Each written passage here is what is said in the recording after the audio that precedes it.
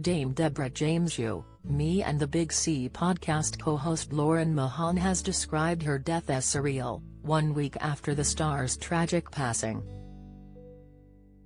Dame Deborah, known as Bowel Babe, died on June 28 aged 40, following a 5-year battle against stage 4 bowel cancer.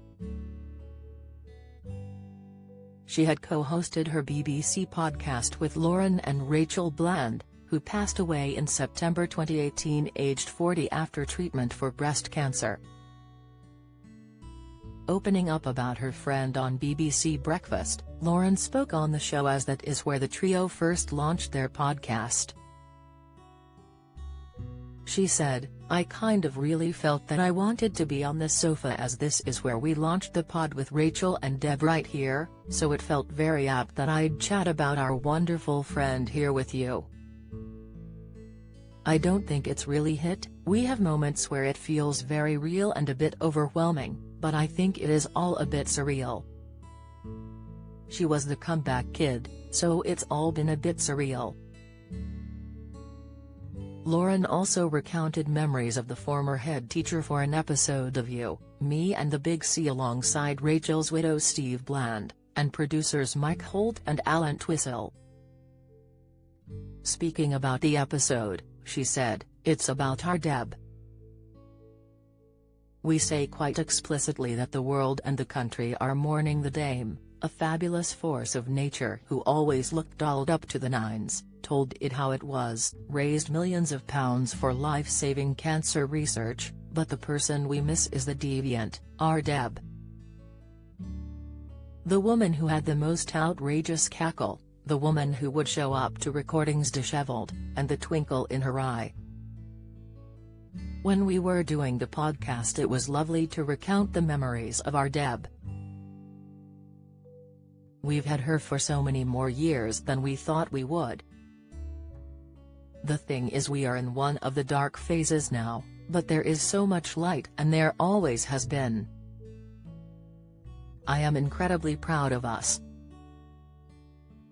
Lauren appeared on The Breakfast Show alongside podcast producer Mike, who joked that timing was never Dame Deborah's strong point.